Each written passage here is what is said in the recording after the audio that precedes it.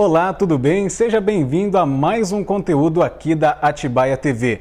Tá tudo azul por aí? Por aqui parece que sim, né?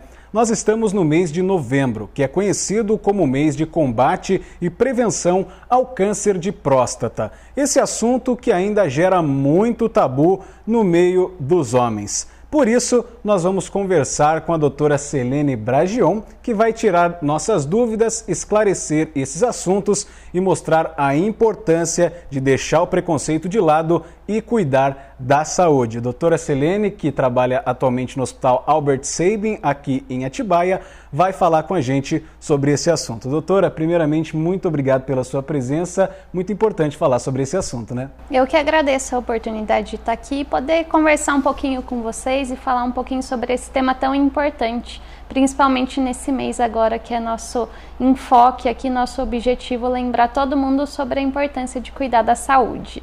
Perfeito, doutor. E agora nós estamos falando claramente sobre o câncer de próstata, que é uma coisa que atinge os homens. O Ministério da Saúde diz que é um dos tipos de cânceres que mais mata homens no Brasil.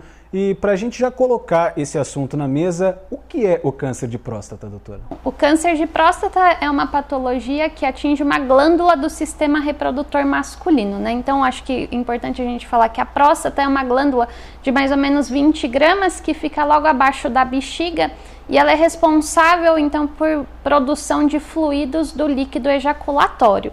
O câncer, né, como nos demais órgãos, ele está ligado então a uma desorganização, uma proliferação errônea das células da próstata. Então é normal com o passar da idade que as células do nosso organismo todos os dias elas estão se renovando e com o passar da idade isso pode ter uma proliferação atípica, né? E com isso gerar um câncer nesse órgão. E como que ele surge, doutor? Ele começa a partir de alguma coisa? É um vírusinho que entra no homem? Como é que funciona? Não tem nenhum fator específico relacionado ao câncer, tá? Isso está relacionado tanto aos fatores externos quanto ao nosso próprio organismo. Então não existe, por exemplo, o câncer de colo de útero está muito ligado ao HPV, né? Mas no câncer de próstata a gente não tem essa analogia. Está relacionado ao nosso próprio organismo e é um erro realmente de produção das nossas células. Então, a partir de um determinado ponto, existe esse erro e forma o tumor na própria glândula. Está relacionado a alguns fatores, como alimentação, rica principalmente em gorduras,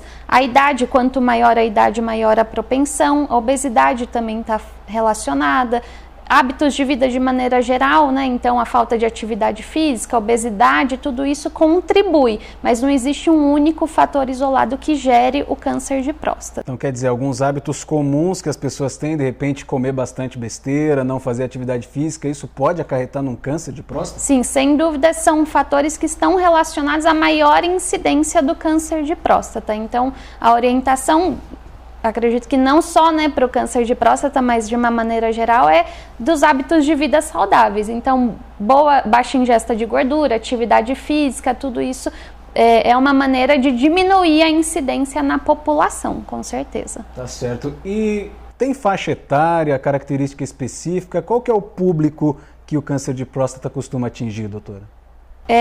Os homens, né, sem dúvidas, mas principalmente a partir de 60 a 65 anos de idade é a faixa etária que vai ser mais prevalente. Então, com o passar da idade, quanto mais velho a pessoa, maior a chance dela desenvolver o câncer de próstata. A gente estima que a partir dos 65 anos de idade, 75% da população que tem o câncer esteja acima dos 65 anos. Tá certo. E existem alguns sintomas que vão aparecendo que o homem tenha que prestar mais atenção nessa parte?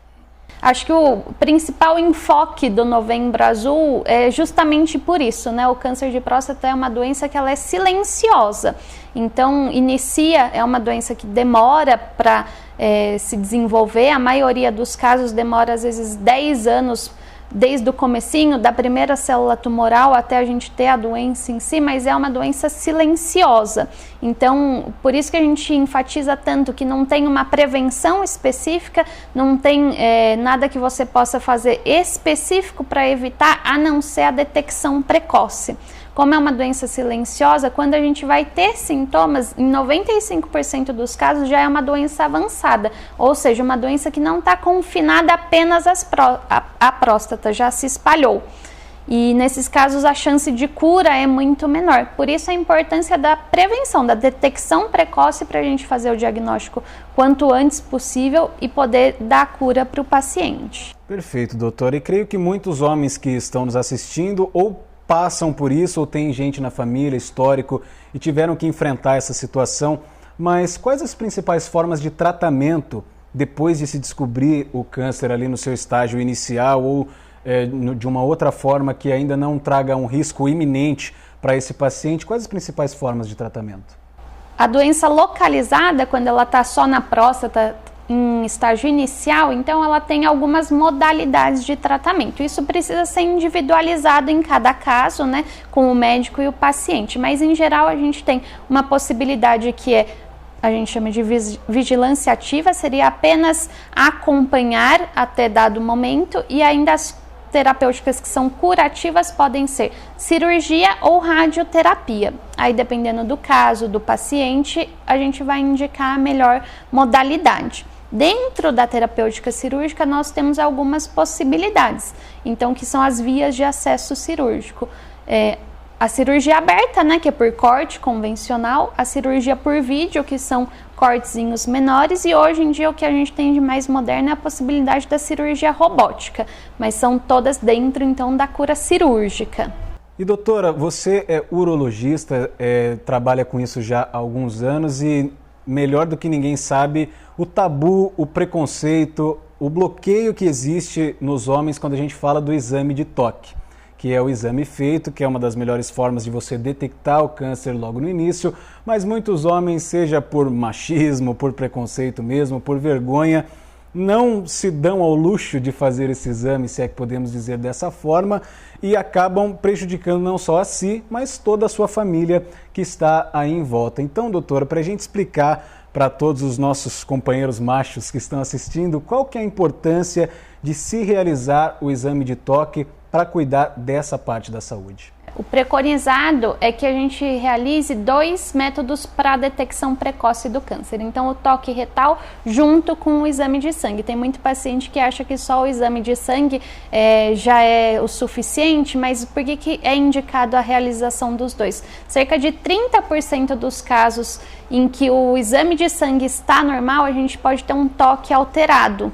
Então, a detecção ela pode ser realizada apenas com o toque retal, por isso que é tão importante. São 30% dos pacientes que podem ficar sem diagnóstico se não for feito o toque retal, por isso é tão importante. Apesar do tabu, é um exame realmente muito simples e fácil de realizar, né? É muito rápido, o paciente, é lógico, já vai às vezes constrangido, com medo, e a gente até se surpreende muitas vezes de achar que seria muito pior. Eu acho que o importante é conscientizar realmente que é um exame muito tranquilo, muito fácil de realizar e a importância dele é muito grande. Perfeito, doutor. E como nós estamos falando disso, é muito difícil, o pessoal fica constrangido em falar sobre esse assunto, mas é importante a gente falar porque é um cuidado com a saúde, né? E nós estamos falando de vidas aqui.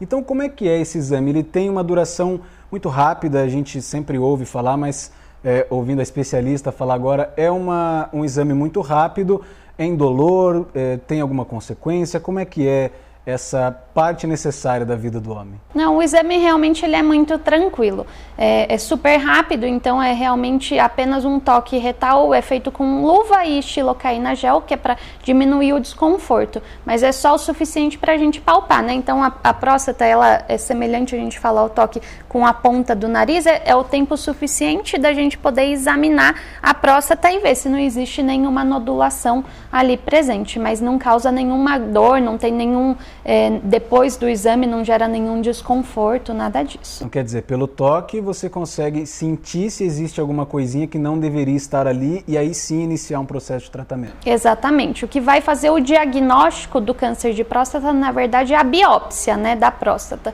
Mas para a gente indicar ou não a biópsia, a gente tem alguns métodos que são para ver se existe algum indício de alteração. Então, no caso, o que a gente usa hoje é o PSA e o toque retal.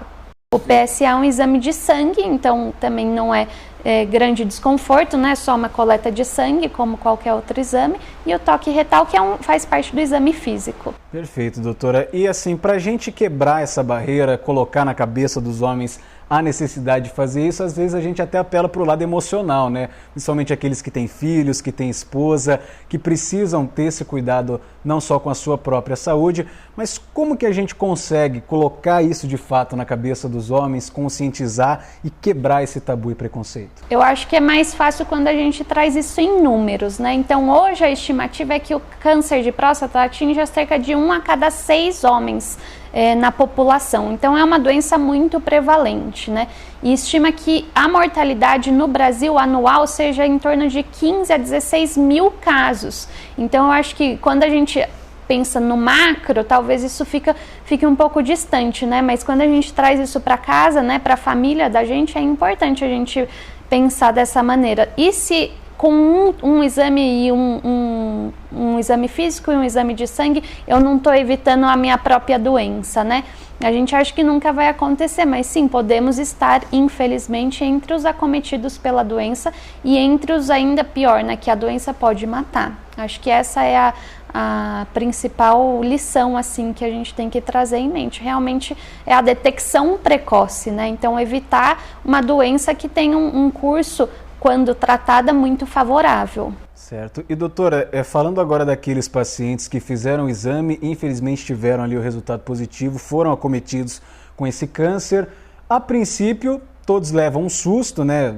Tá com câncer, é uma notícia realmente drástica, vamos dizer assim, mas em muitos casos não é o fim do mundo, né? Você pode começar o tratamento ali, existem chances claras de cura. Para esse paciente que teve o câncer detectado, como proceder daqui para frente, realizando tratamento, conscientização? Como é que vocês tratam esse paciente que recebeu essa notícia positiva? Então, como eu já falei, assim, a escolha de qual método diagnóstico qual método terapêutico vai ser empregado, vai ser individualizado de acordo com o paciente. Então, em geral, a gente tem a opção de ou ir para a radioterapia.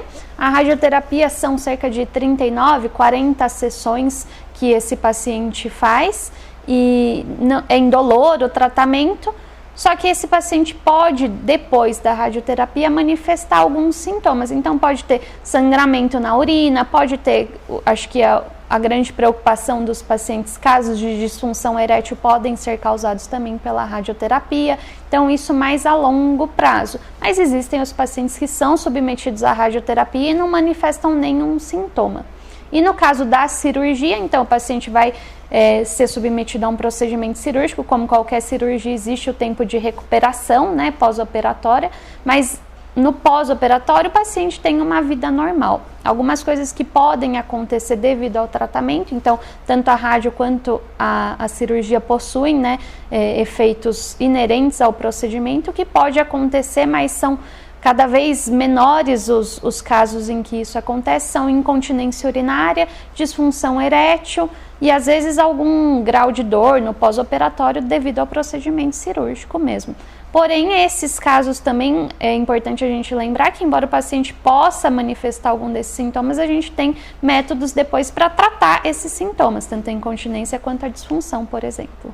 Perfeito. E doutor, nós estamos no mês de novembro, que é conhecido como Novembro Azul. A gente costuma colocar o lacinho azul, trocar foto de perfil nas redes sociais e tudo mais. E o mais importante, trazer conteúdo relacionado a isso para levar verdadeira informação a todos aqueles que precisam. Mas o porquê do novembro ser escolhido para esse mês e como que surgiu essa campanha? Na verdade, a escolha pelo mês de novembro foi devido ao dia 17 de novembro ser o dia de conscientização mundial do câncer de próstata. Mas o movimento em si, né, a campanha em si, surgiu primeiramente na Austrália, no ano de 2003, com um grupo de jovens lá que resolveu aderir ao uso do bigode, que na ocasião não era frequente, mas eles quiseram fazer esse diferencial para chamar atenção justamente para a conscientização do cuidado com a saúde masculina, né? No ano seguinte, lá na Austrália, houve o surgimento de uma campanha e arrecadação de fundos para conscientização. Existe até hoje lá esse movimento, e aqui no Brasil surgiu no ano de 2008. Então, a Sociedade Brasileira de Urologia, junto com o Instituto lado a lado pela vida que trouxeram esse movimento para cá. Então são símbolos que a gente acaba usando, né? Até às vezes o próprio bigode azul vem em decorrência disso, desse movimento que surgiu lá na Austrália. E o azul devido à saúde masculina, né? Tá certo. E doutora, você, desde lá do começo da sua carreira, de que começou a realizar esses atendimentos, até agora que a nossa sociedade, querendo ou não, vem conversando mais sobre esses assuntos polêmicos, o que você percebe que houve de mudança? Os homens passaram a aceitar mais essa necessidade de realizar esse exame ou você percebe um bloqueio grande ainda por parte deles? Ainda é um pouco de tabu, né? Eu acho que os homens, de maneira geral, a gente fala que a mulher, ela já tem o hábito, né, de durante a vida, ficou mocinha, já vai no ginecologista, anualmente está lá fazendo o seu check-up, e eu acho que os homens, nem tanto só relacionado à próstata, mas eles são mais displicentes em relação à saúde, né? É difícil. Sim. Os homens acabam não tendo esse hábito de procurar o médico e de estar sempre em contato com a saúde, fazendo check-up, vendo se está tudo bem, né? Mas eu acredito sim que é muito importante esse movimento da gente fazer a conscientização, né? Apesar do foco do Novembro Azul ser no câncer de próstata especificamente, é importante a gente lembrar, na verdade, da saúde global do homem, né? Temos outras patologias, então, né, da parte urológica, câncer de próstata, de testículo, de rim, bexiga, né? Não é só o câncer de próstata, mas o urologista também é responsável por essa avaliação global da saúde do homem, né? Então, não só focar nisso. Acho que é importante a gente sempre lembrar disso para ter a conscientização mesmo de que a prevenção é o melhor caminho. Perfeito, doutora. E para a gente conscientizar e aconselhar todos os homens que estão nos assistindo, queria que você reforçasse aqueles hábitos saudáveis que a gente conversou no começo, que são coisas simples, coisas que a gente faz no dia a dia ali rotineiramente e que podem prevenir o homem de toda essa dor de cabeça e outros sintomas mais que possam surgir ao ser acometido aí com o câncer de próstata. Então, alimentação saudável, descanso, o que a gente pode fazer para não ter esses problemas maiores no futuro? Sem dúvida, a melhor maneira de evitar problemas na saúde, alimentação saudável, atividade física regular, diminuir a ingesta de bebida alcoólica, cessar tabagismo, né? Eu acho que são realmente levar um estilo de vida saudável, né? A gente pensa muito só depois em como recuperar o prejuízo e, na verdade, a gente deveria evitar os prejuízos, né? Isso eu acho que é fundamental. Perfeito. Doutora, você como especialista no assunto, que principais conselhos tem para dar para todos que estão nos assistindo, que já passaram por isso, tem pessoas na família ou está chegando à idade e ainda está meio preocupado com esse assunto, que conselhos você pode deixar para o pessoal? Acho que, sem dúvida, reforçar que é importante a detecção precoce e, uma vez que tenha tido o diagnóstico, a chance de cura nos casos que são iniciais são de 90%. Então, mesmo tendo já o diagnóstico ou tendo algum familiar conhecido, saber que é uma doença passível de tratamento, né, o câncer de próstata, e a recuperação é muito boa. Então, apesar da doença, o paciente leva uma vida normal quando bem tratado e tratado adequadamente no tempo correto, né? Perfeito, doutora. Quero agradecer a sua participação, agradecer o seu tempo por vir aqui falar desse assunto muito importante. Também todo o pessoal do Hospital e Maternidade Albert Sabin. E se você precisa fazer tratamento, fazer o exame, está chegando a idade, procura a doutora Selene lá no Hospital Albert Sabin e vamos cuidar da nossa saúde. Muito obrigado, viu, doutora? Eu que agradeço a oportunidade. Obrigada. Tá certo. E você, se ainda não curtiu a nossa página no Facebook Atibaia TV, corre lá e curte e já se inscreve aqui no nosso canal do YouTube Rede do Interior. Dicas de saúde, jornalismo, entretenimento e muito mais é aqui com a gente. Fique ligado e até a próxima.